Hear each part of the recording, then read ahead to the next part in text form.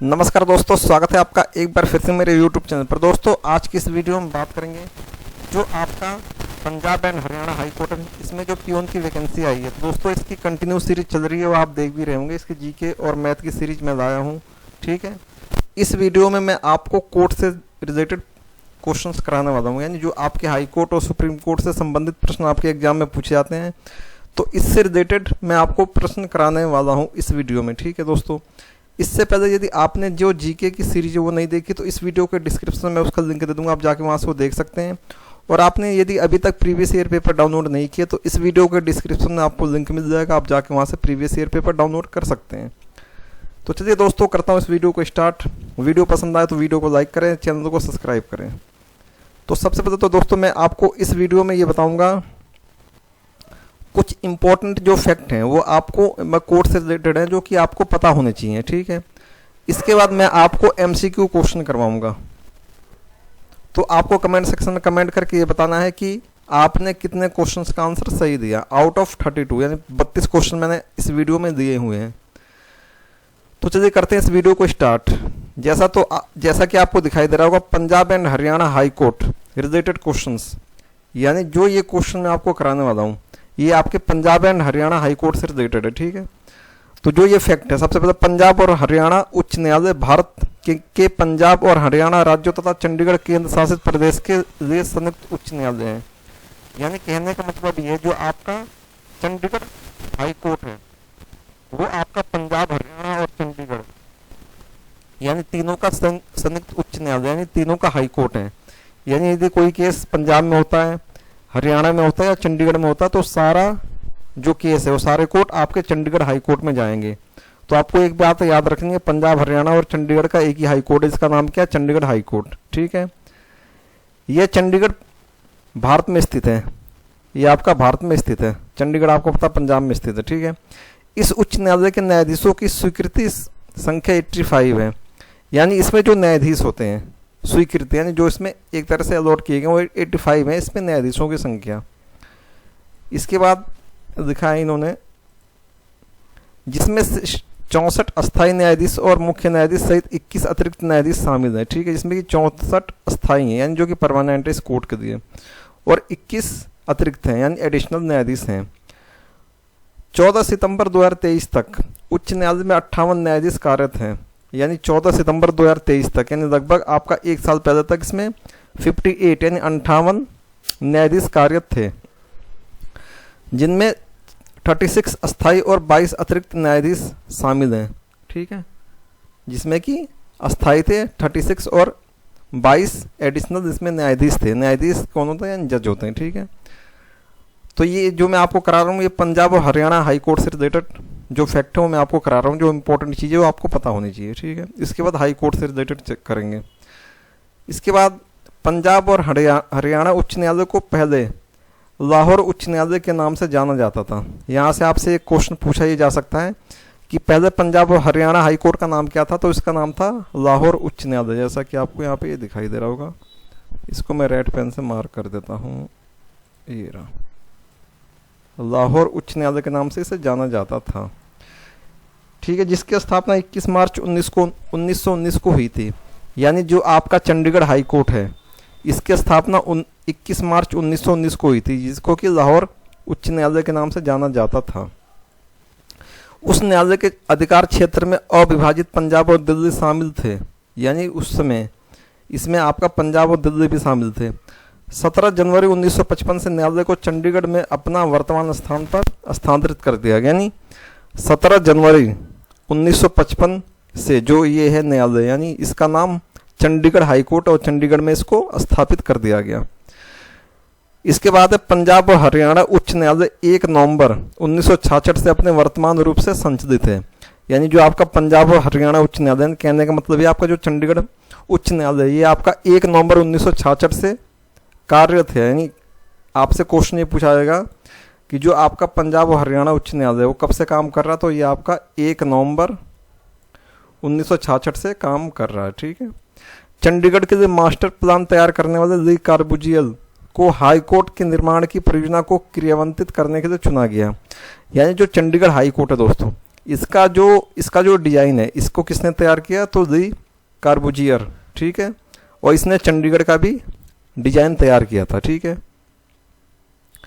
ये तो आपके थे पंजाब और हरियाणा हाई कोर्ट से संबंधित जो इम्पोर्टेंट चीज़ें आपको पता होनी चाहिए।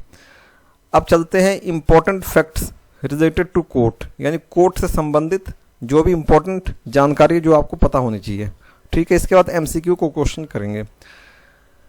भारत का मुख्य न्यायाधीश सर्वोच्च न्यायालय का प्रमुख और मुख्य न्यायाधीश होता है, ठीक है। भारत का जो मुख्य न्यायाधीश होता है जिसे कहते हैं CJI कहते हैं, ठीक है, यानी चीफ जस्टिस ऑफ इंडिया, जो कि इस टाइम में कौन है, चंद्रचूड़।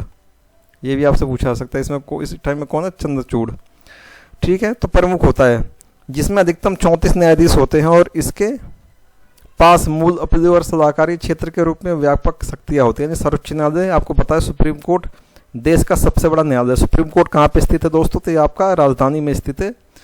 राजधानी का नाम क्या है, दिल्ली। दिल्ली में स्थित है आपका सुप्रीम कोर्ट।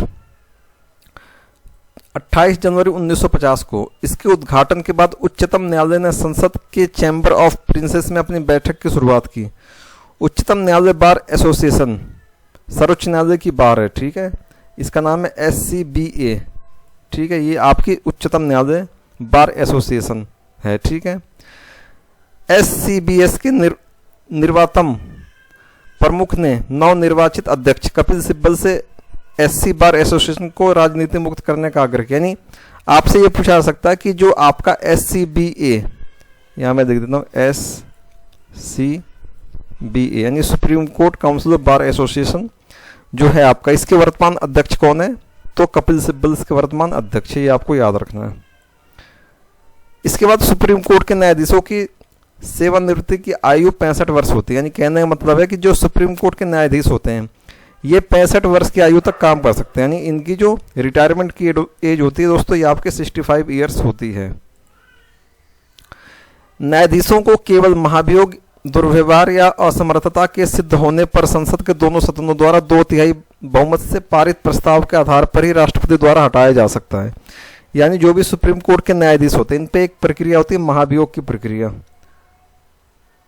जब यदि ये किसी भ्रष्टाचार में, दुर्व्यवहार में, यानी किसी भी केस में दोषी पाए जाते हैं या किसी गलत फैसले को इन्होंने सही करार दिया हो, तो उस केस में क्या होगा, इस संसद के दोनों सदन होते हैं, लोकसभा और राज्यसभा, इसमें 2/3 बहुमत से एक आप ये कह सकते हैं एक प्रस्ताव पारित होता है, ठीक है। उस प्रस्ताव पारित में यदि 2/3 2/3 सदस्य सहमत हैं तो इनको राष्ट्रपति द्वारा हटाया जा सकता है।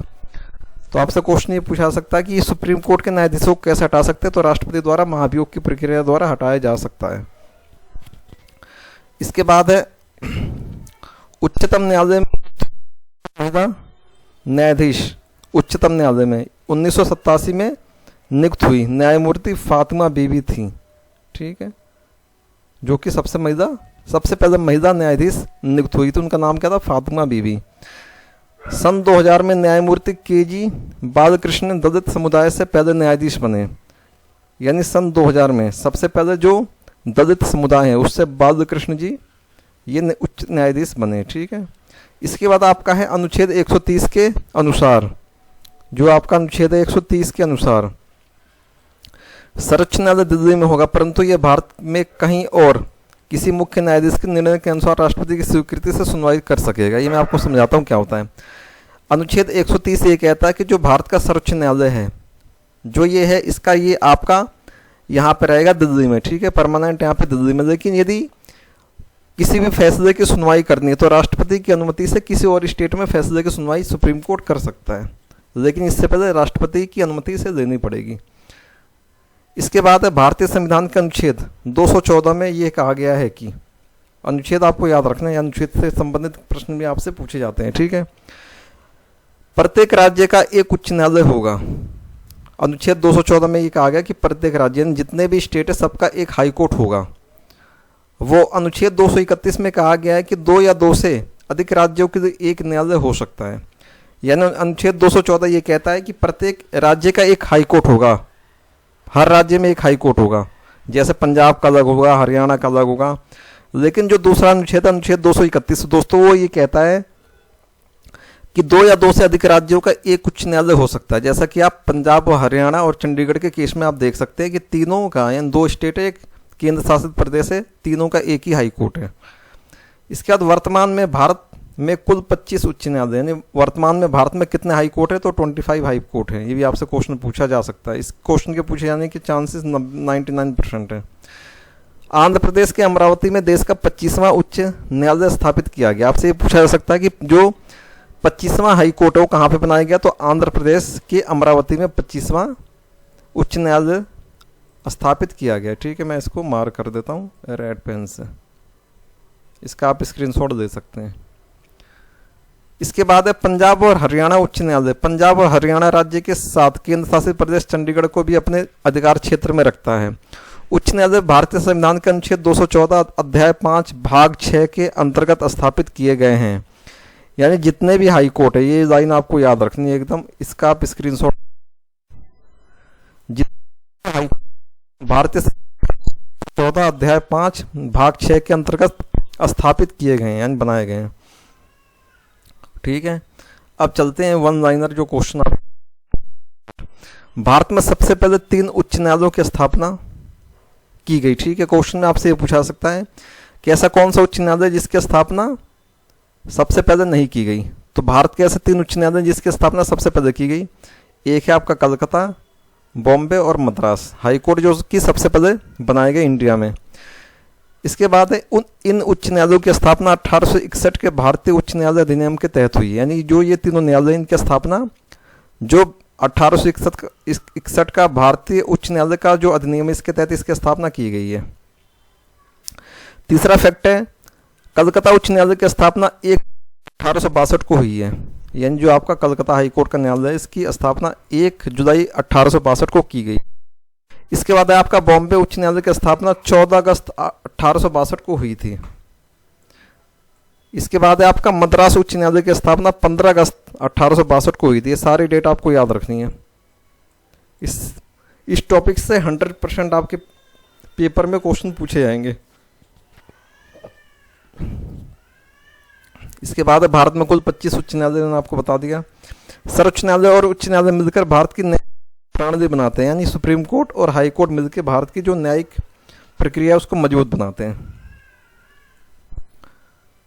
इसके बाद है हर उच्च न्यायालय का अधिकार क्षेत्र एक राज्य, केंद्र शासित प्रदेश या दोनों का होता है। कलकत्ता उच्च न्यायालय भारत का सबसे पुराना उच्च न्यायालय। अब ये क्वेश्चन आपके लिए इंपॉर्टेंट है। आपसे पूछा सकता है कि सबसे पुराना उच्च न्यायालय कौन सा था। कलकत्ता हाई कोर्ट सबसे पुराना उच्च न्यायालय है भारत का। इलाहाबाद उच्च न्यायालय दुनिया का सबसे बड़ा उच्च न्यायालय है। यानी सबसे बड़ा हाई कोर्ट दुनिया का या भारत का कहा जाए तो कौन सा, इलाहाबाद हाई कोर्ट। तो दोस्तों ये आपके फैक्ट यहाँ पे खत्म हुए। ठीक है, अब करते हैं एमसीक्यू क्वेश्चन। ठीक है, 32 क्वेश्चन मैंने दिए, 32 में से आपके कितना आंसर करेक्ट है आपको कमेंट सेक्शन में कमेंट करके बताना है। तो चलिए करते हैं सबसे पहला क्वेश्चन स्टार्ट। सबसे पहला क्वेश्चन पूछा गया, एक उच्च न्यायालय के न्यायिक क्षेत्र का विस्तार कौन कर सकता है।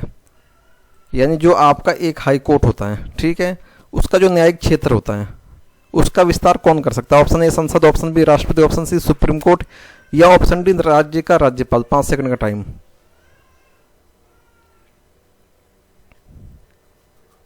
तो दोस्तों इस क्वेश्चन का आपका करेक्ट आंसर है ऑप्शन नंबर यानी संसद। चलते हैं अगले क्वेश्चन की ओर। अगला क्वेश्चन पूछा गया, उच्च न्यायालय के न्यायाधीशों की नियुक्ति में कौन भाग नहीं देता है।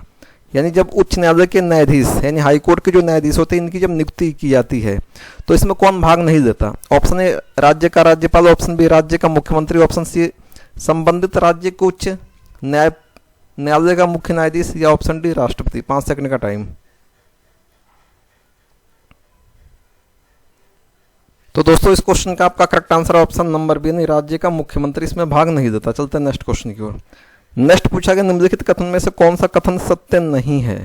अब ये जो कथन है ना दोस्तों, इसको समझने के लिए आपको स्टडी करनी पड़ेगी डीपली, जब भी आप इस क्वेश्चन का करेक्ट आंसर आप बता पाओगे। ठीक है, ऑप्शन आप देख सकते हैं। ऑप्शन ए उच्च न्यायालय के न्यायाधीश को राज्यपाल शपथ दिलाता है।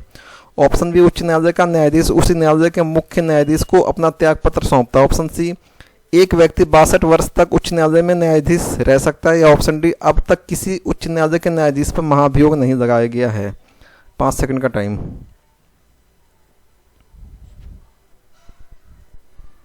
तो दोस्तों इस क्वेश्चन का करेक्ट आंसर आपका ऑप्शन नंबर बी, यानी उच्च न्यायालय का न्यायाधीश उसी न्यायालय के मुख्य न्यायाधीश को अपना त्यागपत्र सौंपता है। ये कथन गलत है, बाकी सारे सत्य हैं। ठीक है, बाकी सारे कथन सही हैं। इसके बाद है आपका निम्नलिखित में से किस आधार पर उच्च न्यायालय के न्यायाधीश पर महाभियोग लगाया जा सकता है। जैसे मैंने कहा सुप्रीम कोर्ट का न्यायाधीश के बारे में आपको समझा दिया कि उसे किस प्रक्रिया के तहत हटाया जा सकता है। ठीक है, उच्च न्यायालय का न्यायाधीश उसको किस प्रक्रिया के द्वारा हटाया जा सकता है। ऑप्शन ए सिद्ध कदाचार, ऑप्शन बी अक्षमता, ऑप्शन सी ए और बी दोनों, या ऑप्शन डी उपयुक्त में से कोई नहीं। 5 सेकंड का टाइम। तो दोस्तों इस क्वेश्चन का करेक्ट आंसर आपका ऑप्शन नंबर सी, यानी ए और बी दोनों, यानी सिद्ध कदाचार और अक्षमता साबित होने पर किसी भी न्यायाधीश को महाभियोग के द्वारा हटाया जा सकता है। चलते हैं नेक्स्ट क्वेश्चन की ओर। नेक्स्ट पूछा गया उच्च न्यायालय के न्यायाधीश को किस प्रकार हटाया जा सकता है। ठीक है, ये आपका जो क्वेश्चन है, ये क्वेश्चन दोनों सेम है। ठीक है, इसमें जो आपके आंसर है ये उसके कैरेक्टर की बात की गई और यहाँ पे पूछा गया है कि किस प्रक्रिया के द्वारा। ठीक है, ऑप्शन ए संसद द्वारा साधारण बहुमत से, ऑप्शन बी राष्ट्रपति की सलाह पर सुप्रीम कोर्ट के द्वारा, ऑप्शन सी आपका संबंधित राज्य द्वारा पारित विशेष बहुमत से, या ऑप्शन डी संसद द्वारा विशेष बहुमत से। 5 सेकंड का टाइम।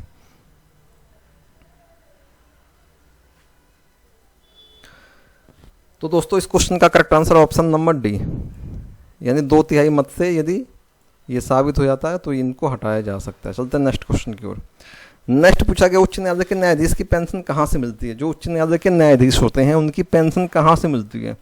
ऑप्शन ए भारत की संचित निधि से, ऑप्शन बी राज्य की संचित निधि से, ऑप्शन सी आकस्मिक निधि से, ऑप्शन डी इनमें से कोई नहीं। 5 सेकंड का टाइम। तो दोस्तों इस क्वेश्चन का आपका करेक्ट आंसर है ऑप्शन नंबर ए, यानी भारत की संचित निधि से न्यायाधीश की पेंशन दी जाती है। चलते हैं नेक्स्ट क्वेश्चन की ओर। नेक्स्ट पूछा गया निम्नलिखित में से किस राज्य में उच्च न्यायालय नहीं है। Option A Nagaland, option B Tripura, option C Manipur, या ऑप्शन डी मेघालय। 5 सेकंड का टाइम।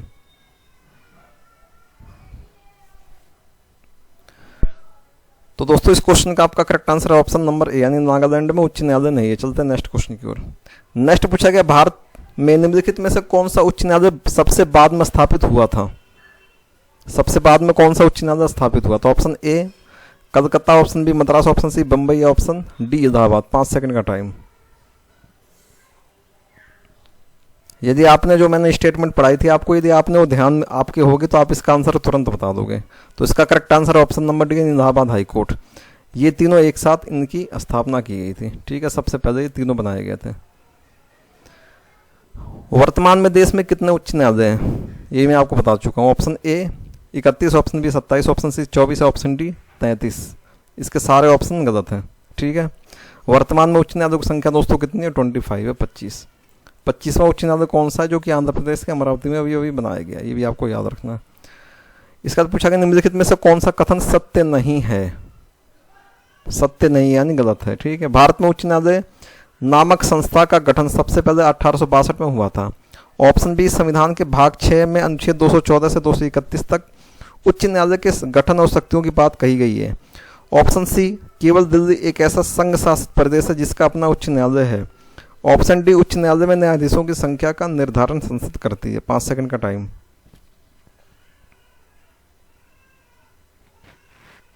तो इस क्वेश्चन का आपका करेक्ट आंसर है दोस्तों ऑप्शन नंबर डी। चलते हैं नेक्स्ट क्वेश्चन की ओर।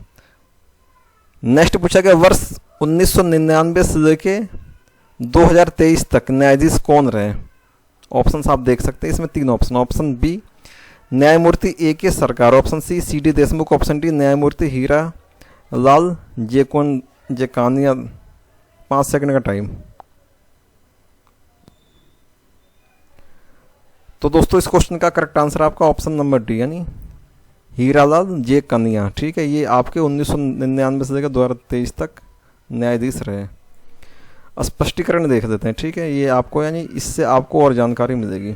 न्यायमूर्ति हीरालाल जे कानिया 15 अगस्त 1947 से 6 नवंबर 1951 तक पद धारण की अवधि भारतीय मूल के पहले मुख्य न्यायाधीश थे।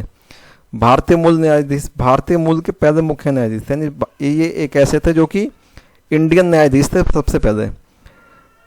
लेकिन भारत के पहले मुख्य न्यायाधीश सर मॉरिस गेवर थे। ठीक है, सर मॉरिस 1 अक्टूबर 1937 को पदभार संभाला था और 25 अप्रैल 1943 तक इस पद पे बने रहे, एक अंग्रेज थे, ठीक है।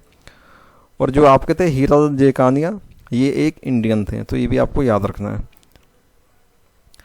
इसके बाद पूछा गया भारतीय संविधान का कौन सा अनुच्छेद सर्वोच्च न्यायालय की स्थापना से संबंधित है, यानी एक ऐसा कौन सा अनुच्छेद है जिसमें सर्वोच्च न्यायालय का गठन कैसे होगा, इस पे बात की गई या इस पे बताया गया। ऑप्शन ए अनुच्छेद 168, अनुच्छेद, ऑप्शन बी आपका अनुच्छेद 24, ऑप्शन से आपका अनुच्छेद 76, या ऑप्शन डी आपका अनुच्छेद 90। 5 सेकंड का टाइम।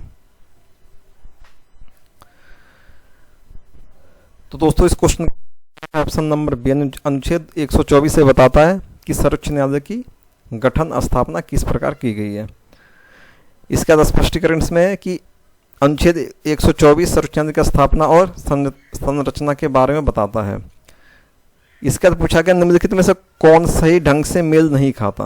अनुच्छेद नंबर 15 न्यायाधीशों का वेतन, अनुच्छेद संख्या 131 सर्वोच्च न्यायालय का मूल क्षेत्र अधिकार, ऑप्शन नंबर सी अनुच्छेद संख्या 137 सर्वोच्च न्यायालय की सहायक शक्तियां, ऑप्शन डी आपका अनुच्छेद संख्या 143 सर्वोच्च न्यायालय से परामर्श करने की राष्ट्रपति की शक्तियां। 5 सेकंड का टाइम। यानी कौन सा मैच नहीं करता, ये आपसे पूछा गया है।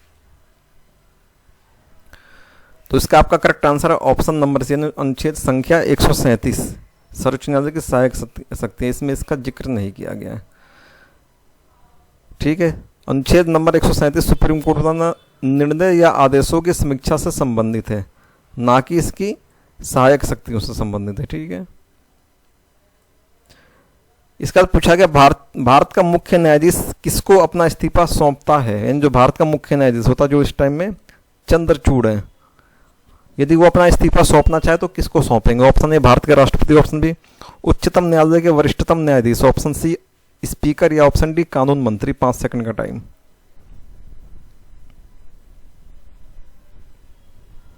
तो इस क्वेश्चन का करेक्ट आंसर आपको दोस्तों ऑप्शन नंबर यानी भारत के राष्ट्रपति को अपना इस्तीफा सौंपेंगे। भारत का मुख्य न्यायाधीश यानी CJI यानी chief justice of India Bharat के राष्ट्रपति को अपना इस्तीफा सौंपता है। भारत के राष्ट्रपति भारत के मुख्य न्यायाधीश को शपथ दिलाते हैं, यानी कहने का अर्थ ये है कि जो भारत का इस्तीफा राष्ट्रपति को सौंपता है। जब राष्ट्रपति नियुक्ति करते हैं भारत के मुख्य, तो राष्ट्रपति भारतीय मुख्य न्यायाधीश को शपथ दिलाते हैं, इस्तीफा और शपथ, ठीक है, दोनों राष्ट्रपति दिलाई, ये आपको याद रखना है। चलते नेक्स्ट क्वेश्चन की ओर। नेक्स्ट पूछा गया भारत के मुख्य न्यायाधीश कब तक पद पर रह सकता है। ऑप्शन ए 62 वर्ष की आयु तक, ऑप्शन बी 65 वर्ष या 5 वर्ष की आयु तक जो भी पहले हो, ऑप्शन सी 65 वर्ष या 3 वर्ष की आयु तक जो भी पहले हो, या ऑप्शन डी 65 वर्ष की आयु तक। 5 सेकंड का टाइम।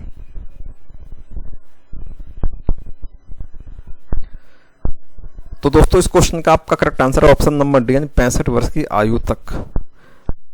आपका करेक्ट आंसर है ये होना चाहिए ऑप्शन नंबर बी 65 वर्ष या 5 वर्ष की आयु तक जो भी उसका पहले हो जब वो न्यायाधीश बना है, ठीक है।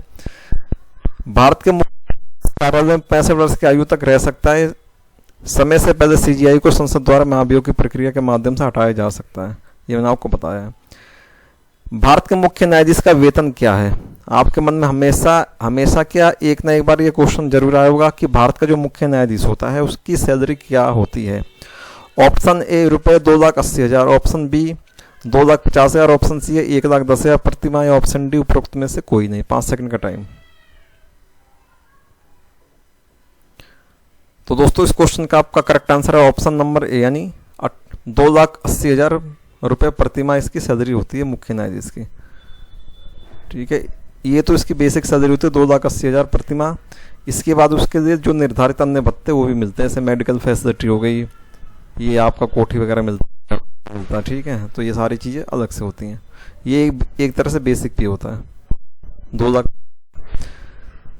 नेक्स्ट पूछा गया भारत के सर्वोच्च न्यायाधीश कौन थी, यानी जो भारत का सुप्रीम कोर्ट है इसकी प्रथम महिला न्यायाधीश कौन थी। Option A Sujata Manohar, option B Ranjana Desai, option C Fatima Bibi, या ऑप्शन डी ज्ञान सुधा मिश्रा। ये भी मैंने आपको ऊपर पढ़ाया था।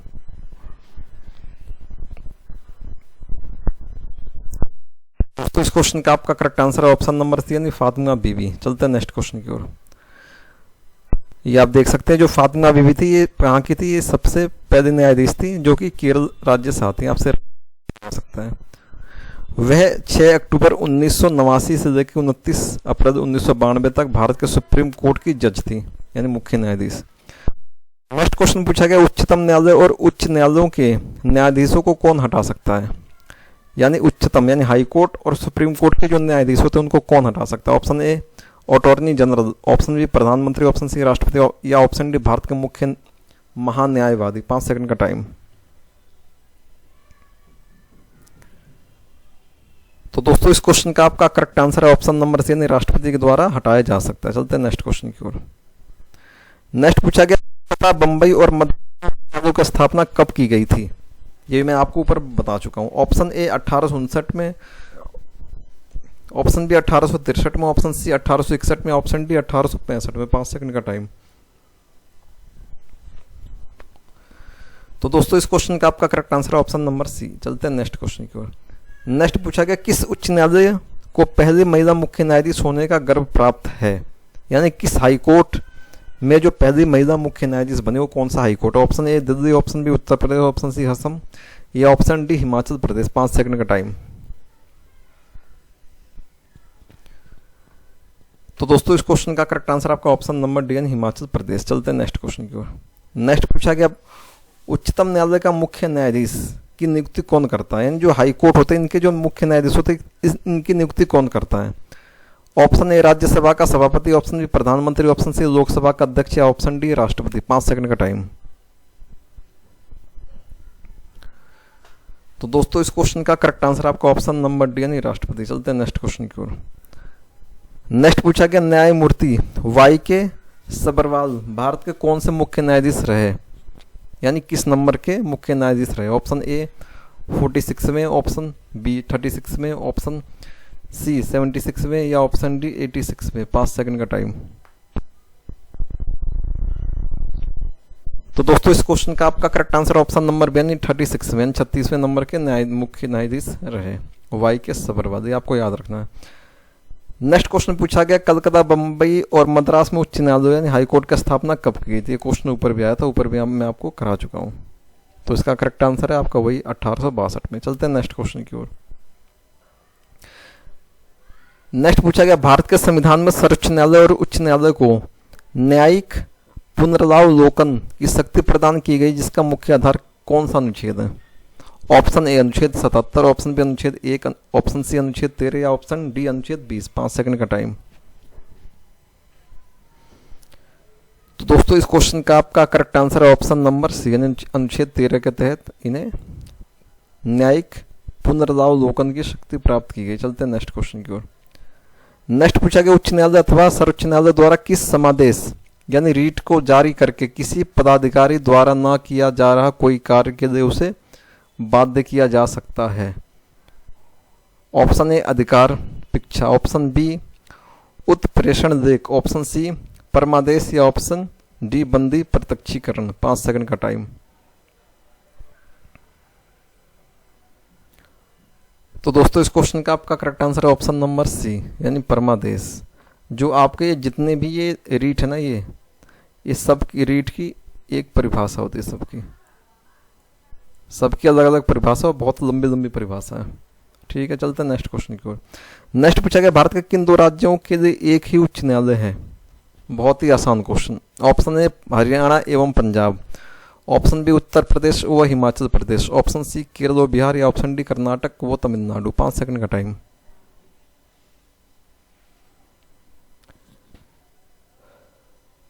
तो दोस्तों इस क्वेश्चन का आपका करेक्ट आंसर है ऑप्शन नंबर है, यानी हरियाणा और पंजाब, जिसका आपने फॉर्म भरा, जिसका आप एग्जाम की तैयारी कर रहे हैं। चलते हैं नेक्स्ट क्वेश्चन की ओर।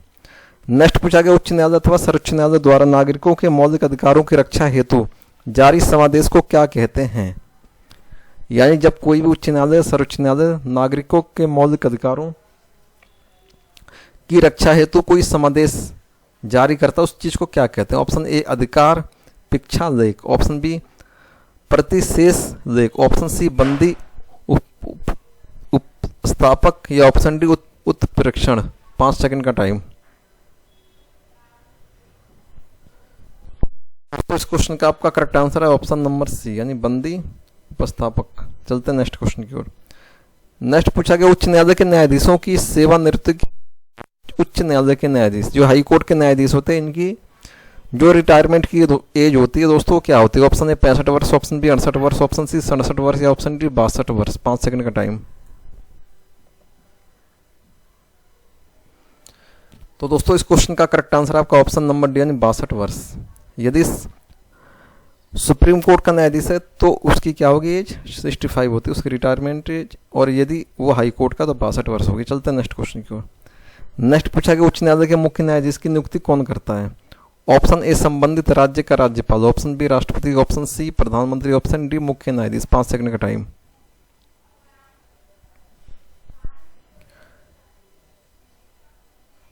तो दोस्तों इस क्वेश्चन का आपका करेक्ट आंसर है ऑप्शन नंबर बी, यानी राष्ट्रपति। चलते हैं नेक्स्ट क्वेश्चन की ओर। नेक्स्ट पूछा गया, एक उच्च न्यायालय से दूसरे में किसी न्यायाधीश के ट्रांसफर के लिए कौन प्राधिकृत है? यानी यदि एक हाई कोर्ट से दूसरे हाई कोर्ट में किसी न्यायाधीश का ट्रांसफर करना तो इसके लिए कौन जिम्मेदार होता है? ऑप्शन ए प्रधानमंत्री, ऑप्शन बी केंद्रीय शिक्षा मंत्री, ऑप्शन सी उच्च न्यायालय के न्यायाधीश, या ऑप्शन डी राष्ट्रपति। 5 सेकंड का टाइम।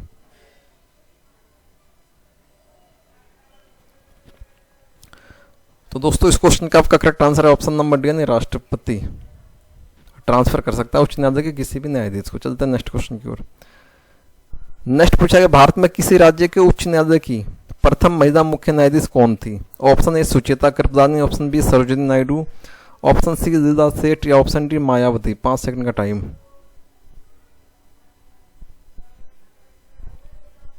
तो दोस्तों इस क्वेश्चन का करेक्ट आंसर आपका ऑप्शन नंबर सी, यानी लीला सेठ, जो कि कहाँ की बनी थी? हिमाचल प्रदेश की। ये भी आपको याद रखना है।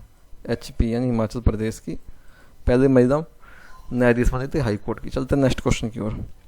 नेक्स्ट पूछा गया, हमारे देश प्रणाली के अंतर्गत राज्यों में उच्च न्यायालय सीधे किसकी अधिकारिता में आते हैं?